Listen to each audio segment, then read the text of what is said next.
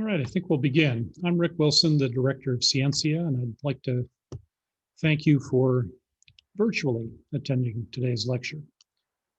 This year's series is entitled Trade-Offs. Trade-offs are always with us, whether balancing family and work, self and community, privacy and safety, present needs and future goals. Trade-offs are a part of virtually every facet of human life. This year, Scientia looks at the science, philosophy, ethics, economics, and art of the balancing acts that are so much a part of the human condition. Since we decided on this topic, trade-offs have become even more important as we decide how to work around and with COVID-19. Now, today's speakers know a great deal about the trade-offs confronting people in housing. We're particularly fortunate to have two wonderful speakers, both addressing trade-offs.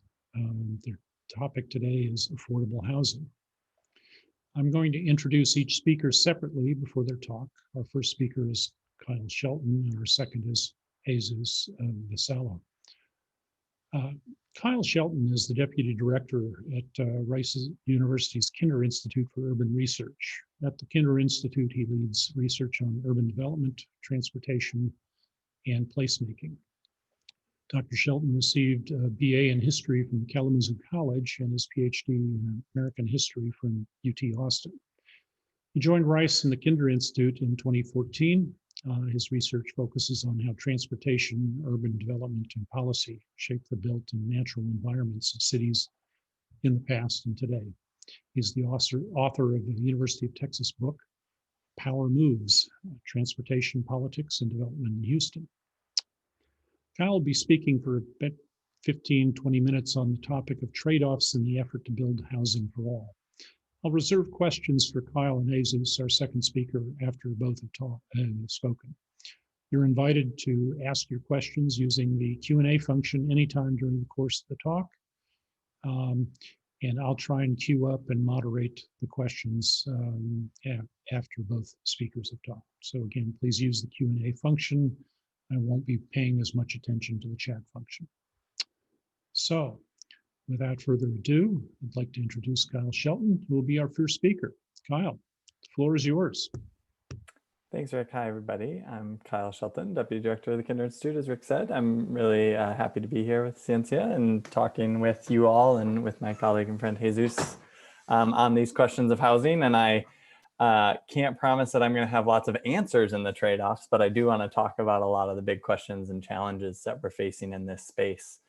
And the frame that I want to offer for us today in this discussion is to really, I think there's an inherent conflict in housing and the challenges we're facing in how we define the question of housing or the topic of housing. And I think particularly in the United States, there's a conflict between seeing it as sort of a need and a necessity, a foundational element of all of our lives, and sort of setting the goal of ensuring folks have access to that. And I think that is in somewhat direct conflict with one of the central tenets of American property rights and American identity, housing as an asset and sort of ownership and wealth creation through homes. And I think that's a big part and sort of the initial trade-off, if you will, of a lot of what we're going to talk about today, because so much of what happens within that is that we have this focus on homes and home ownership as an asset, that it's creating a market geared towards driving up value, which makes makes neighborhoods see issues with adding more homes or changing their neighborhoods and potentially impacting their values as a really antagonistic act in a lot of cases, and leads to a lot of sort of what I would consider like protectionist tendencies, or what is often called NIMBYism, not in my backyard, so sort of a reaction against housing for all or more homes in particular neighborhoods. And then at the same time, as I said, that's really in conflict with this need and I think a societal goal to have safe and affordable housing for everyone, right? And what I want to talk a little bit about today is how we try to navigate that, and how we navigate that in a moment where we know that affordable housing and safe housing is at a crisis point for many of our neighbors and many of the households in Houston and across the nation. And that's particularly amplified by the challenges we're facing in COVID. In Houston, one of the ways we've tried to create housing for all is sort of taking one of two steps historically. We either build more homes further and further out where they can be relatively affordable in terms of housing price, but it often comes with externalities and other costs that we don't always consider. Or more recently, building new homes in historically lower income and Black and brown communities, which lead to a whole slew of challenges with potential displacement, with changing of historic neighborhoods, and the underrepresentation of under-resourced communities and their inability to sort of help shape and think about the future of their neighborhoods. And one last sort of framing question before I jump into some of the discussion, I think, is that it's really important for us to think about housing not just as an individual question. I think it's one of those pieces that for much of the conversation is tied so much to property rights that we often think about it as, well, you know, this is about me as a homeowner getting to say, like, this is my street, this is my investment, I do or do not like these pieces. And we need to, I think, always step back and recognize that housing is very much tied into a much larger system, and that the trade-offs in those systems are very challenging to overcome. So I have a few photos here that I think really lay out the challenge that we face when we think about housing for all and how we approach it, and what systems we have available for it. In the upper left, you can see a picture of a family who purchased a home through the Houston Community Land Trust, which is a really great public program in Houston. Harris County has a program as well, and many communities across the country do, that opens an avenue for homeownership to really low income households. It can work hand in hand with other public incentives, and can lower the home purchase price very significantly for low income households and allow them to enter into homeownership. But it's an extremely costly and therefore extremely limited subsidy, because it basically removes property taxes from the family's responsibility. They just pay for the home. It allows them access, but it creates a big trade-off for the public entities who are providing it. And so it can often be a bit of a controversial discussion for folks, but it's a type of program that we need to think about building to ensure that low-income households can move into homeownership if it's going to continue to be a focus of so much of what we do in the United States. Down in the lower left, of course, we know that homelessness persists and continues to be a major problem across the United States. And again, this is despite the fact that there are lots of successes in programmatic interventions, whether it's housing first and permanent supportive housing approaches, or additional supportive counseling and thinking about how to work with the folks who are experiencing homelessness. Those are also likewise too often very limited by the resource decisions we make, and I think by the stigma that we put on trying to address that challenge. In the upper right, we also see folks protesting for, again, this sort of idea of housing as a need, and housing as a human right. These are pictures taken from Houston during COVID to try to advocate for evictions protections. Houston during COVID has seen among the most eviction proceedings in the United States. And again, this tension of how do we view housing and how do we view the focus of keeping people in homes versus continuing to let the market operate, I think is a really has been really amplified by the COVID situation and what we're confronting. And then on the lower right, if you've been in Houston for a while, you probably recognize some of these signs from the Ashby high-rise controversy. This is just up the road from Rice. In this case, it was a luxury high-rise, so it's not exactly affordable housing. But I think is a good indication of some of the challenges that we come up against when we're thinking about how do we build more supply and how do we put it in places of higher opportunity. Even a luxury high-rise near Rice University got a lot of pushback from community. And I'll talk a little bit more about that as I go along here. But I think these four sort of set this stage of, you know, we're working towards this goal of providing safe and affordable housing for folks. And we come up against nagging questions every single time about how do we make sure we have the resources and the programs to get people in or keep people in safe homes? How do we put those homes in places where they need to be? And how do we work with existing communities, put them in productively? I think a lot of how this frame and the trade-offs operate, as many other trade-offs that I'm sure we've talked about through the semester, depends on who's deciding. And in housing's case, the frame for a lot of the discussion comes from the funding perspective, and federal and state funding dictate almost all of the forms of publicly assisted housing that we're going to see across the United States, because federal funding dictates what types of programs they go to, and then the state usually sets up the programs, who can access it, who can apply. Local governments often are not as proactive as they could be. Houston and Harris County have done some things I'd be happy to talk about in the Q&A, and other jurisdictions have done a lot as well they often have the flexibility to do it. But again, it comes down to the resources and the sort of political will to say our goal is to help house people, and how do we marshal those resources and create those programs. One of the major trade-offs I think I've already touched on, and I'll touch on a little bit more as I go, is the challenge for residents to participate, especially low-income renters and owners. It's incredibly difficult for them to wade into these conversations and to have influence over the shape of not just their homes, but their neighborhoods and how they change. And then, of course, in Houston, and many places, but Houston, I think it's particularly pertinent. The private sector drives so much of what happens in our housing space.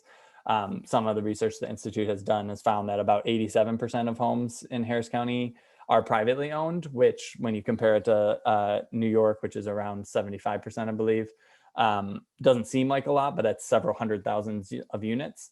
That difference in ownership means that the market in housing can shift very quickly in Houston. And that just means that folks can be much more vulnerable to, whether it's from evictions to renovations to tear downs, our affordable housing stock is a lot less stable.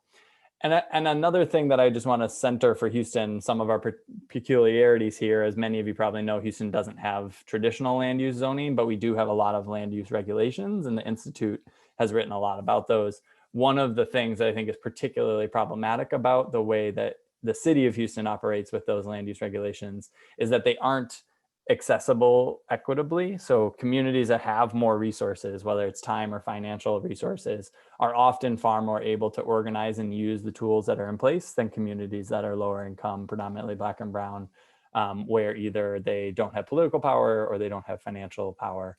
And so that underlies a lot of what we talk about when we talk about housing trade-offs. I do want to paint a little bit of a picture of why housing is so essential right now and why this topic is so critical. The biggest issue here is that the need for housing, affordable housing, is massive. And that's especially true for the lowest income families that I've already talked about. These next few slides are going to come from the Institute's State of Housing report that we are publishing annually. This is from the 2020 report. What we see is that the cost of homeownership is rising, and COVID has actually made this worse in a lot of extents. The market has gotten even tighter. For median income renters, purchasing a home now in Harris County and the city of Houston is almost impossible. It's the average price is well above the 30% typical affordability threshold of most households. In the city of Houston, as you can see from the graph, the red line, the average sales price is up to almost $270,000. And in the county, it's $220,000.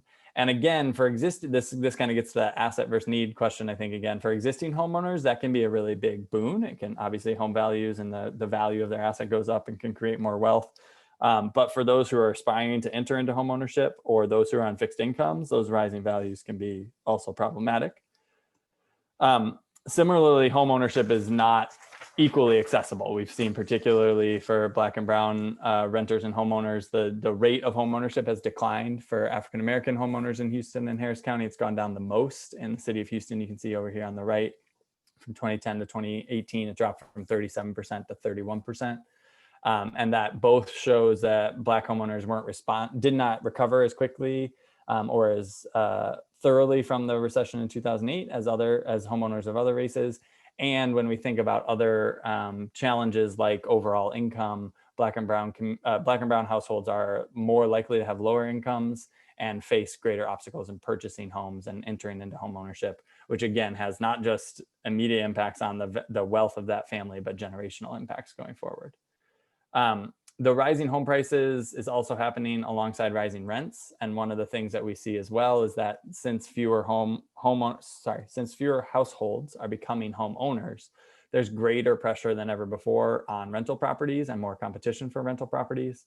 And so what that all results in is greater and greater cost burden, because the prices are going up across rentals as well. And cost burden is the percentage of a household's income being spent on housing. And most experts agree that 30% of your income should not be, more than 30% of your income being spent on housing is unsustainable. And what these graphs are showing is that for homeowners, the top two lines here from 2010 to 2018, cost burden actually went down. It got better as people recovered from the recession. These are pre-COVID statistics, obviously. For renters, the breakdown stayed almost exactly the same percentage-wise, with a significant growth in the overall number as the population of Houston and Harris County grew from 2010 to today. These numbers in 2018 translate to roughly 330,000 households who are spending more than 30% of their income on their rent.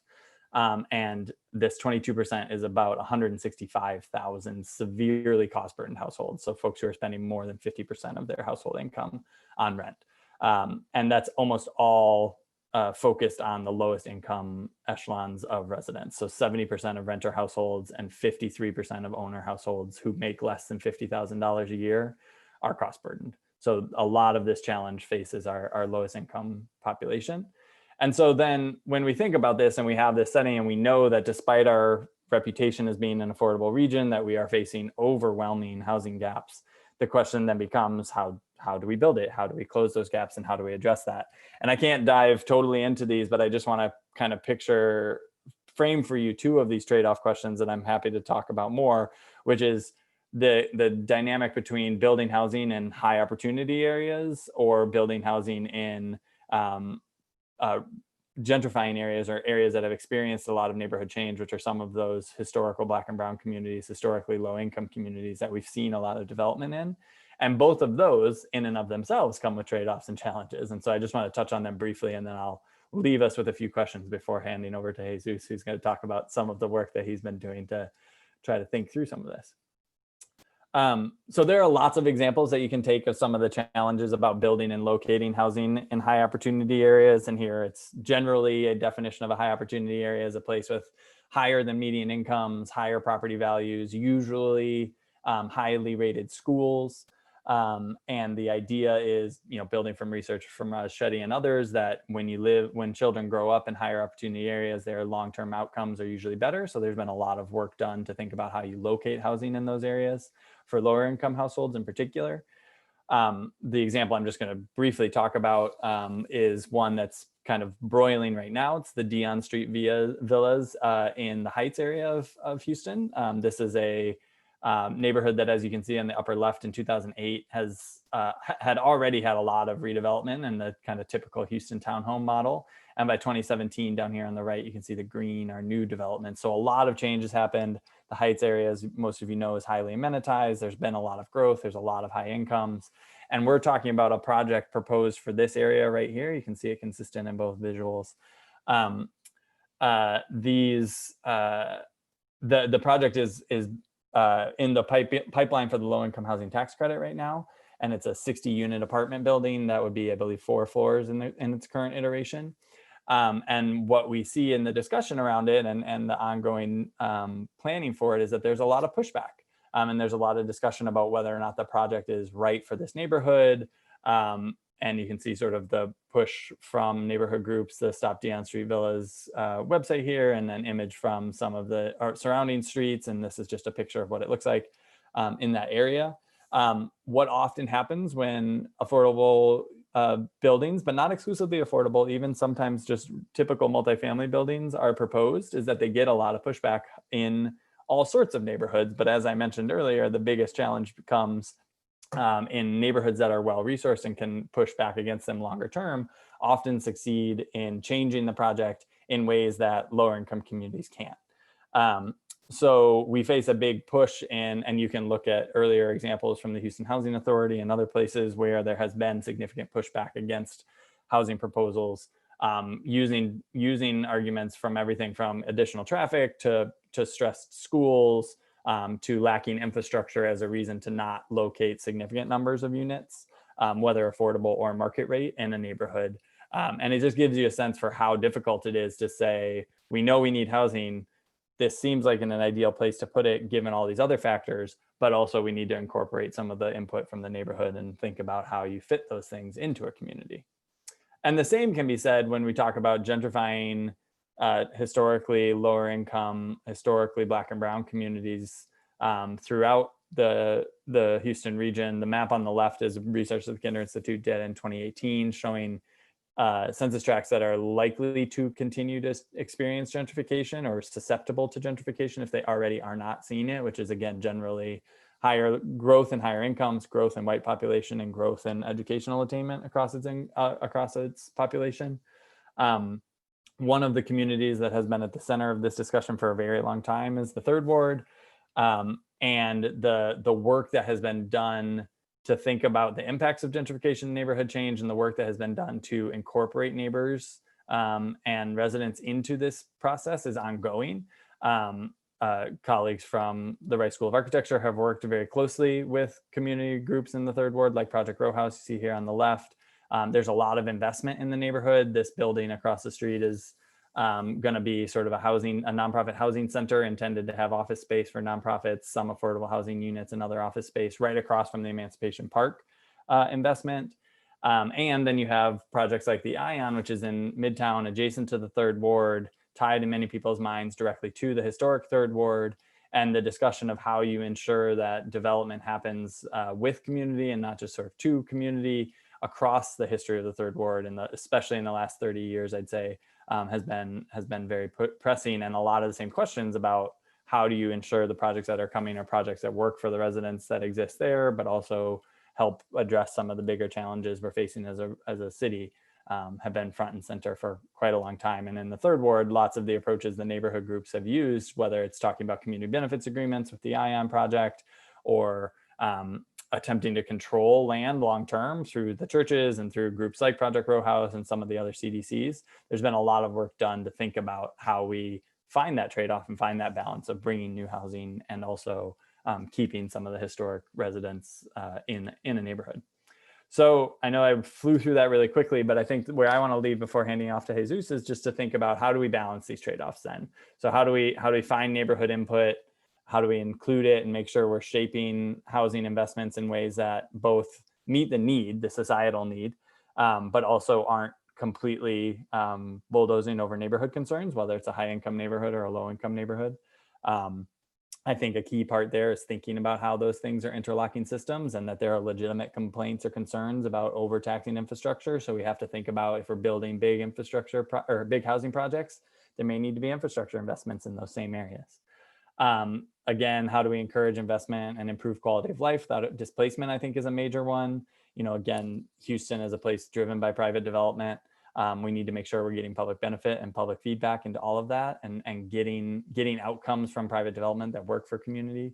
And then I do think probably the biggest question we can ask, and this is certainly not one we're answering today, is I think it's important for us to think about how we shift our conception, or whether we should shift our conception of housing away from housing just purely as an asset to thinking about it more fundamentally as a universal right and as a universal need. And I think depending on where we kind of land on that spectrum, it shapes a lot of what our policy and programmatic goals are. And I'm looking forward to hearing from Jesus and talking with you all more about that for the rest of the day. Thanks. Thank you, Kyle. Our second speaker is Jesus Vassallo, the associate professor in the School of Architecture. Jesus studied architecture at Harvard University's Graduate School of Design and received his PhD from the Universidad Politécnica de Madrid. He came to Rice in 2012. Jesus has contributed to projects such as the International Convention Center for the City of Madrid, and has been in international competitions, including the expansion of the Kunsthaus in Zurich, the new National Museum of Afghanistan, and the renovation of the Carreau des Halles in Paris. His work focuses on the problem of realism in architecture through the production of design and scholarship. He is the author of Seamless, a digital collage and dirty realism in contemporary architecture, and a second book that just appeared, Epics in the Everyday. Since 2011, he served as editor of Circo magazine. Jesus will speak for about 20 minutes on the topic of affordable housing, of the Affordable Housing Laboratory. Again, you're invited to ask your questions using the Q&A function anytime during the course of the talk. And please use the Q&A function, as I'll use it to queue up questions. So without further ado, I'm looking forward to hearing from Jesus. Jesus, take it away.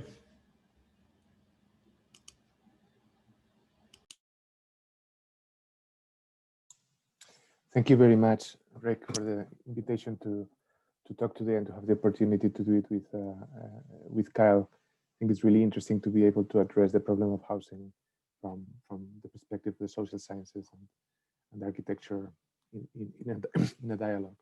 So actually, Kyle and I have been working together in this initiative called the Affordable Housing Laboratory, which is a small research group that we founded recently last year with the help of a bridge grant, which is a Rice University initiative trying to address issues of inequality. So again, School of Architecture and the Kinder Institute together with Kyle and I as a sort of co-directors of this small team. And then we have a very strong group of consultants with people from architecture, the Kinder Institute, and professionals in Houston as well. The main thing that the grant did is that it allowed us to hire graduate students to help us with the work and the research. And I want to highlight them here because they are the people who actually produce the images and the projects that I'm going to be showing. So from left to right, we have Leiron Lee, Brendan Carr, and Cohen Hudson. So this team, basically what we do is that we try and provide assistance to nonprofit community organizations that are working on producing affordable housing in Houston, basically. So these CVCs and other type of nonprofits, basically, they don't really have the capacity to do their own research and development when it comes to planning and architecture. So we basically produce these services for them pro bono with the help of the grant. The community partners that we have engaged so far, and this is we're getting closer to being one year old, are the Fifth Ward Community Redevelopment Corporation, Avenue, the Midtown Redevelopment Authority, Project Row Houses, and the Neighborhood Hub. And again, these are all nonprofit community organizations that operate and serve minority communities in the city of Houston. The three projects that I'm going to show today are the first ones that we did over the summer of 2020, and we did them in conjunction with the Fifth Ward. So trade-offs. I think that the first thing that I want to highlight after Kyle's talk that was really great in giving us the big picture is that by the time architects arrive at this type of conversations, a lot of the decisions have been made already. So basically, things that Kyle was touching on as basically where these projects happen, when they happen, basically, those things are, and also even what is supposed to happen, meaning how many units do we need, where are they going to go, and when is the money available to build them. Those things have been decided beforehand. And so when the architect arrives at the table, we're mostly confronted with the question of how. And I think that the types of trade-offs that we face are basically very similar or the same, but we're just approaching them from a different angle. I think that said, it's very important for architects, and I always try to advocate this, that we need to be more active in engaging in issues of planning and issues of policy, basically, so that we start to have more of a say and more of an influence on the earlier stages of decision making, and that we try and arrive at this decision making table as soon as possible. But anyways, the reality is, normally when we arrive, we're really basically getting a commission, so to speak, of we need 30 units in this site, in this neighborhood. There's this much money to make that happen, and it needs to happen fast. So how to talk about trade-offs when it comes to affordable housing? I think the most evident one for an architect is cost. Basically, when you are working to produce this type of project, you're very concerned with notions of quality and durability. Affordable housing should never be any lower grade or any lower quality than market housing. That's just unacceptable.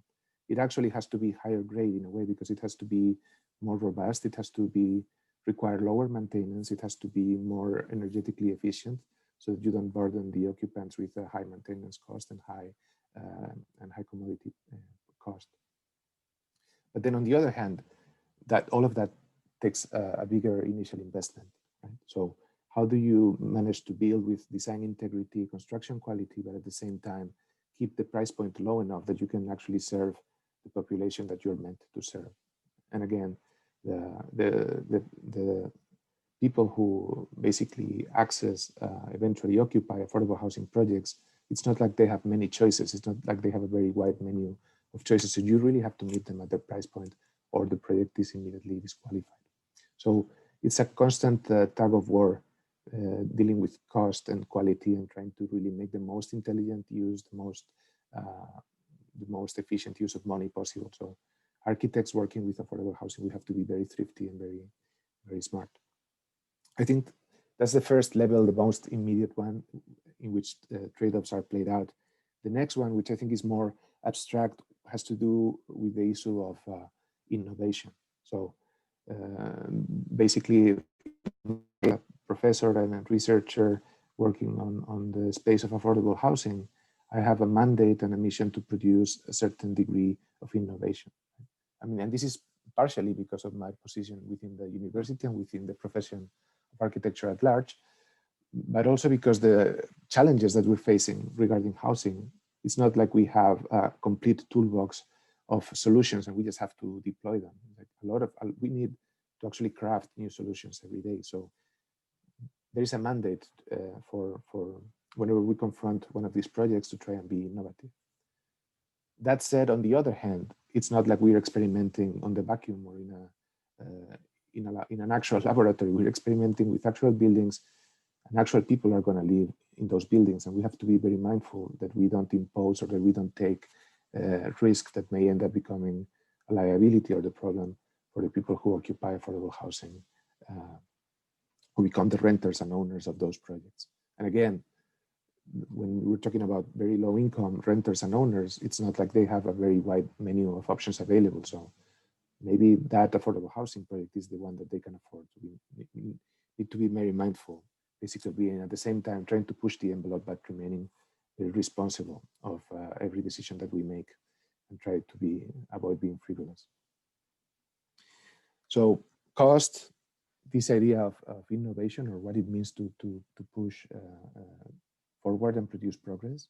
And then I would say there's an even higher level, like an even more abstract or philosophical level at which trade-offs play off or play out, which is that even if you just decide, well, I just really want to serve the population that is going to be affected by this project as well as possible. I just want to do the best for them, and I'm just going to do whatever they want. Well, that is still not a clear question, right? Like, and I think Kyle did a great job of explaining this sort of very many times conflicting pulsions that happen. So, for instance, I think the three projects that I'm going to be talking about today are representative of a very specific problem that has to do with communities that were shaped as single-family neighborhoods, basically made out of single-family homes. Communities that are very proud of that heritage and that don't want to see the face of the neighborhood change. They want to see that sort of single-family home texture go away, or they don't want to preserve the identity of the neighborhoods. But then on the other hand, they are also aware that there is no way that you can address the affordability gap without adding more units. And that means adding more density to the neighborhoods. So there is a trade-off as well between the perceived desires of the community and the perceived needs of the community, or the stated desires and the stated needs of any given community. And that's when it really gets tricky, that you should not pretend to read people's minds, but you also have to be very cool-headed, basically, in the way that you address these more philosophical problems. So I think without further ado, I'm just going to show these three projects that we produced that deal precisely with this problem. How do you add higher density to allow for the increase of density and the increase of affordable units within low density existing historical communities? So the first one is a project at Raleigh Street, which is very close to the heart of the 5th Ward, which is a neighborhood north of downtown in Houston, Texas. And here on the left, you can see the white dot representing the position of the project in the city, and on the right, a site plan, basically, where that shows this property, which is 3 standard city lots combined. So it's in Houston, standard city lots are 5,000 square feet. So in the space where we would usually have 3 houses, as we can see south, we are asked to introduce at least 6 units. But we try and do it in a way that we don't basically go much bigger than the existing single family homes. And we try and work with the spacing of these units in a way that they're still freestanding structures and they retain a certain house-like quality, even though this is in essence a small multifamily development. So we set out a row of 4 homes by the main road, which is a Staples Road. These are 2-story homes. They're compact units. Then there's a pedestrian space. Then there's another band of 1-story homes. These are accessible units. And then there is parking and the sort of shared driveway in the back. So here you can see that on the left, the ground floor plan of these units and how, again, these bands of driveway, parking, housing, common pedestrian space, and then the sort of last row of housing facing the street. And then on the right is a plan of these, the second story of these units. In this case, they are all 2-story, 2-bedroom.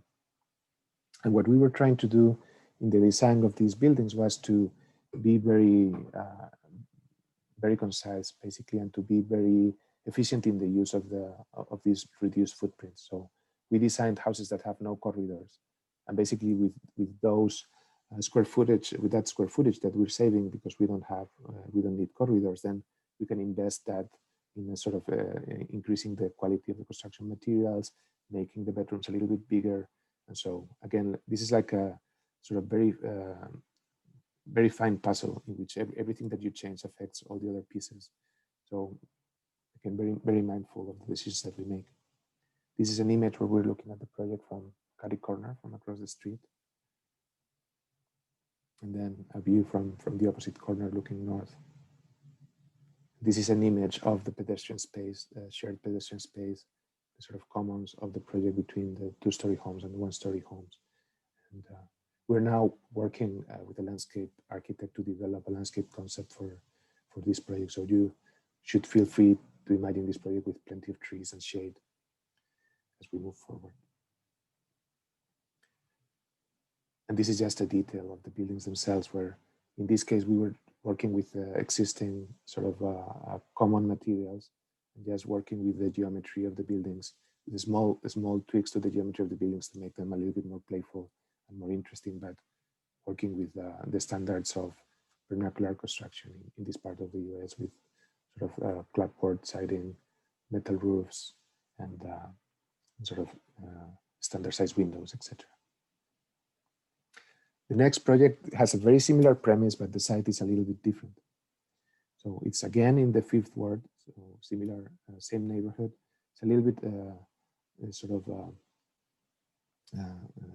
north, and the site is a little bit different in that it's on the right. You can see it's an existing city block that has an old office building in it, and so it's and then the rest of it is already vacant. So it's a little bit different. It's less of a small grain infill, and this sort of bigger decision has to be made about how to manage and how to respond to the existing office building. In addition to that, the 5th ward thought that it would be more appropriate for this project to be a little bit higher in the unit count. So these are 6 dwellings. They're also most of them three bedrooms instead of 2 bedrooms. So it's a little bit bigger. And so in the end, basically what we decided was to consolidate everything into a terrace housing development in the middle of the city block that basically occupies a middle position between the existing office building and then 4 single family homes that we developed and sold by 5th ward in order to subsidy this affordable housing project. So here we can see a little bit these 2 aerial views. On the left, it's a view from the south. You can see the facade facing the existing office building. And then on the right, a view from the north, where we can see how these houses have their shared driveway and their yards and their landscaped areas. So very similar to the previous project, it's a very similar concept, very tight, compact footprints with no waste, no corridors, as a way to basically make sure that we give every single square foot that we can to the main living spaces, to the living rooms, to the bedrooms, and try to be able to put as much money as we can on the durability of the construction and the quality of the main building components. These are some images. Here you can see the sort of main facade facing south, We're pulling, creating these sort of stoop elements to give individuality to each of the townhomes. And then we're also pulling the volume of the staircases, again, to individuate the dwellings and to give a little bit of rhythm to the building. And we were inspired in this project by workers' townhomes in cities like Philadelphia or even in English cities. And so the choice of brick was a reference to those. This is the side elevation. And then as we turn around, an image of the north-facing parts of the houses with the sort of landscape, parking, backyards, the porches, etc.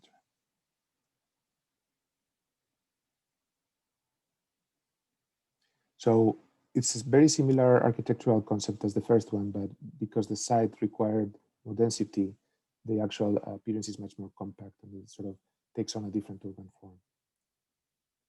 And then the last one is the opposite, is the application of the same idea, but instead of in a denser site, in a much less dense site. This is actually out in Harris County. You can see the little dot here. We're out of the loop towards Lynchburg.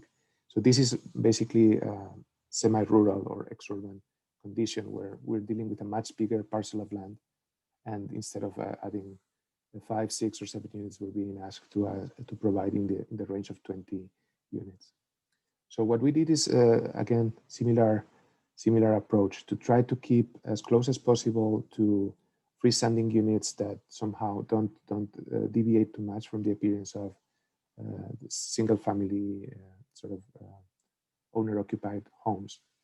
And what we do is we group them in these small clusters or mini villages that share a front yard, basically, and that allows us to pack more units onto the site, but keep this sort of feel of a single family, of a small subdivision. And then we're interspeeding these lower one-story homes in the middle as a sort of as a way to space these little clusters apart. So basically, you can see a little bit here in this aerial view how you access through this one private street park, and then from there there's a shared front yard with all the entrances for the units. And then once you're inside the unit, the bigger the living areas actually open up towards the perimeter of the site, which is a heavily wooded site. There's both mature and young trees that have been growing in this place for a long time. Similar ideas about the construction of the buildings themselves, just sticking to vernacular materials and trying to get small tweaks in the geometry of the buildings be what makes them perform a little bit different and makes them more interesting and more valuable. Same ideas about the efficiency of the floor plans of the units and avoiding waste and trying to maximize the square footage of the main spaces. These are sections through the buildings as intended. These are the lower one-story homes. They're, again, in this case, 3-bedroom as well. Same idea, although here it manifests itself a little bit different. So avoiding unnecessary circulation spaces and sort of any sort of excess or waste in the floor plan. And just trying to keep it very simple so that we can focus on delivering quality. So this is an image down this private street as we go into this little project. Here we can see a little bit standing by the entrance of one of the homes where they're clustering around this shared front yard, basically. And then how they open up beyond that yard into the forested landscape.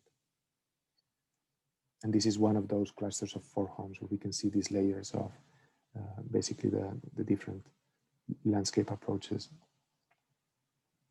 So I think that's all that I have for today. I hope that these are useful. These 3 projects were useful illustrations of what happens when you get to the detail of implementing these projects, even though it's a very specific type of project that I was showing today. And I really look forward to the conversation with Kyle and the questions from the audience.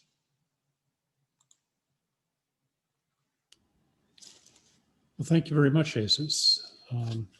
So there have been a couple of questions come in, but not on the Q&A, but via email. So let me ask a couple of them for you, to both of you. And first, let me start with Kyle. You noted a bunch of trade-offs, mainly in the social sphere, that we face with respect to affordable housing. But there's another trade-off, and it was something I think Jesus touched on quite a bit, which is how do you do the trade-off between single-family homes, which lots of people seem to demand, versus higher density homes, and largely because of think of the environmental impact that building lots of single-family homes happens to have for Houston. We know, it's partly partly causes runoff, it causes flooding, and such not. So, to what extent do you think, I mean, given that we don't have much in the way of planning out there in Houston, at least, that can be done by the city, to what extent do you think this kind of higher density housing might be introduced, and is it capable of providing for the kind of meeting the demand that you talked about earlier? Sorry, that was a very long-winded way of saying, there's some environmental stuff here. Let's think about it. Yeah, no, for sure. I mean, I think that's a great question. Houston is certainly not alone in confronting that division, right? I would likewise say, and not even exclusively an American division, but I do think that ties into what I was talking about at the very beginning. Like the single family home is certainly sort of held up as that American and tied into that American dream and sort of home as asset. And so I do think that there is fundamentally some discussion and shifting that would have to happen sort of philosophically for more Americans to see multifamily homes, or even just more dense single family homes as an appropriate setup. I think that would be incredibly beneficial. I don't think that we can expect to either get to that fully, right, given just the perspective and the strength of that belief system and the practice in the United States. Like single family homes dominate the market, obviously, in most housing. But I do think that we can shift through even many like the projects Jesus just showed. There are ways to say it doesn't have to be a single family home on this size of a lot, this size of a home for every type of household, that there's a range of ways to talk about what single family looks like. And even thinking about more creatively gentle density, like accessory dwelling units, whether also called like mother-in-law units, where you can have 2 households on one lot. Those are options. Thinking about adding more housing types like duplexes, triplexes, and quadplexes, smaller multifamily. I think it has to kind of be an all of the above approach to answer some of those big picture challenges that we face, especially some of the environmental ones. And it's a whole nother lecture to talk about some of the externalities of suburbanization. But it's a lot of what I've worked on, and I'll just give one very particular example. So in the Houston region, right, if we're talking about sort of almost 2,000 square miles of urbanized area, every time we build a single family development out very far from job centers, we're also stretching services very far, and the long-term costs and maintenance of those services can be very difficult, even when we use vehicles like municipal utility districts and other things. So, there's, like I said, there's not one answer. I think a longer term, more sustainable approach would be to bring in more of those elements that Jesus and others have talked about. But I also think we have to acknowledge that it's a really big sea change philosophically for people to make that shift, especially in the United States. Yeah, I mean, I think it's important to underscore that the sort of housing for the housing stock or the building stock of a city to be healthy, it has to be diverse. I think it's like there's not a one fits all solution for housing. I think we really need to acknowledge that we need a range of solutions, and there has to be a gradient, I think. So the projects that I was showing today were very specific to this sort of lower part of the threshold where we're slowly pushing density, departing from the baseline of the single family home. But we need to cover the whole range. And I think the way it's been done in Houston, or the way it's been doing now, is that there's preference being given to higher density, bigger apartment buildings close to public transportation. So this is a common practice in a lot of cities, for instance. So if there is mass transit close, then there are instruments by which state money, federal money, or local money can be given to incentivize the construction of bigger projects, basically. If it's, the logic is that if it's close to mass transit, then there's less need for the car, less need for parking, and there's more tolerance also for higher densities. So one of the questions that came in was, and maybe Jesus, you can comment on this, given the history of the Fourth Ward, there's been a considerable amount of gentrification going on. Many of the low-cost housing that you're proposing, is it designed, or will it keep will it keep local people who've long lived in the Fourth Ward able to live there, assume home ownership, and kind of continue and build that neighborhood? Or is it just going to collapse and become given over to pricier apartment complexes or townhomes, etc.? Well, I mean, in our practice, we work with community organizations whose main purpose or main mission is precisely to serve the existing populations of those neighborhoods. So in the case of the projects that I showed today, those three are rental, because they depend on a funding stream that is intended for adding affordable rental units. But there is there's a commitment once one of these organizations accepts a subsidy, that they have to devote those housing units have to go to families that are at a certain that are at a certain level in terms of income. They have to be either 30% of the median income, 60%, 80% of the median income of the area. So basically, they're intended for residents of those areas with low incomes in those brackets. That is different from private developers coming into these neighborhoods and gentrifying them. I think there are few tools to keep those at bay. Really, that's just like a process that happens in cities.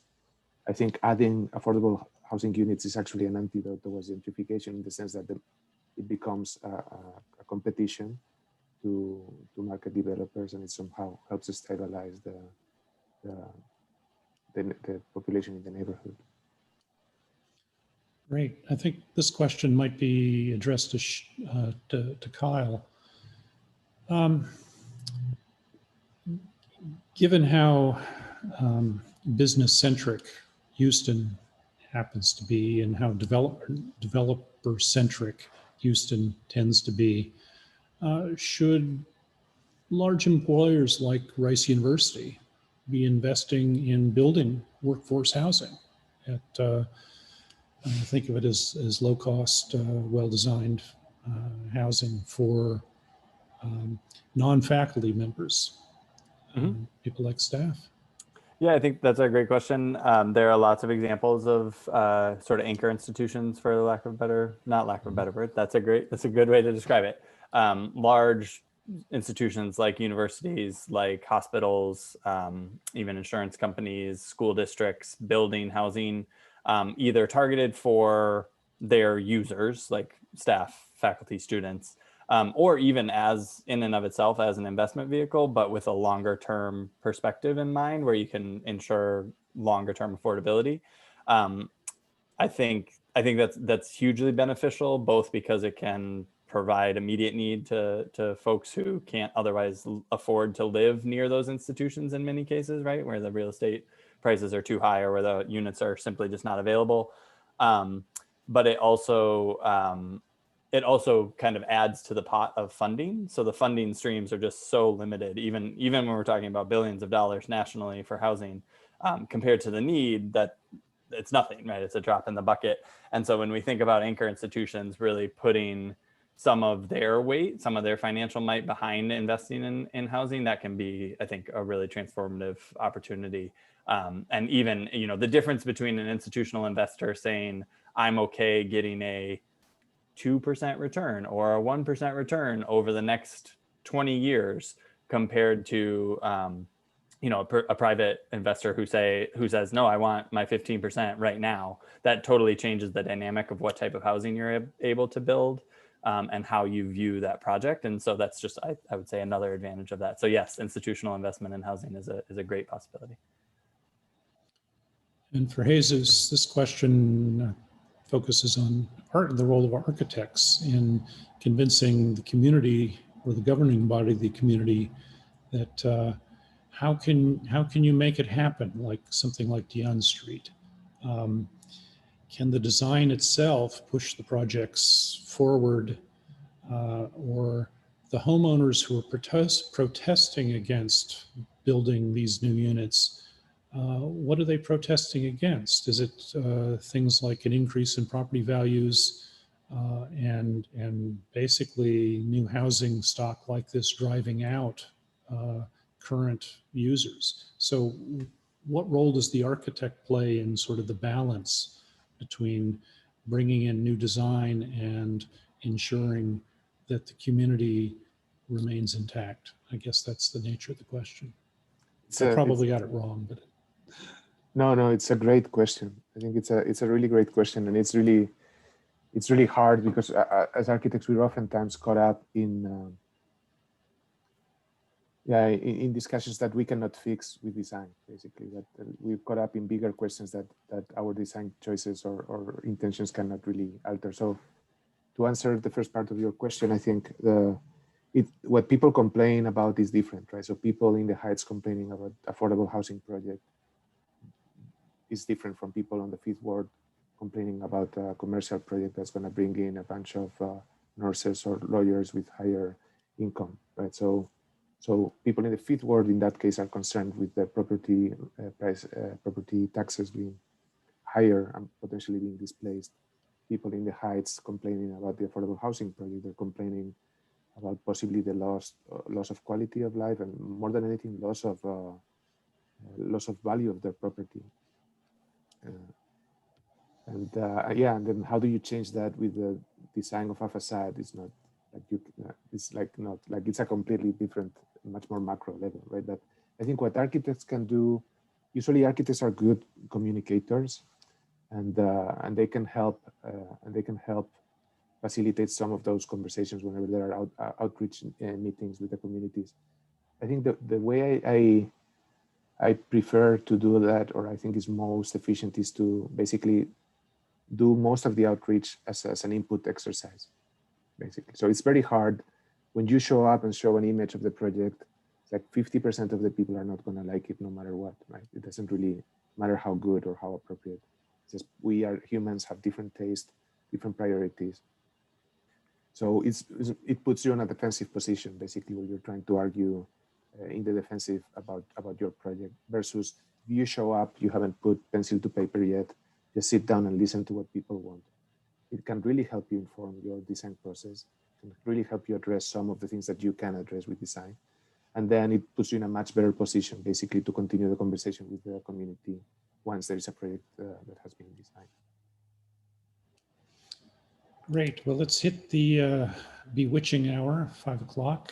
I really appreciate both of you and your talks today. You've raised a bunch of interesting questions concerning trade-offs in housing, both from the perspective of design and from just the basic politics of how housing stock gets built, etc.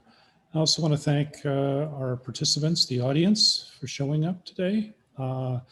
This will be available on our YouTube channel, I guess, in a couple of days.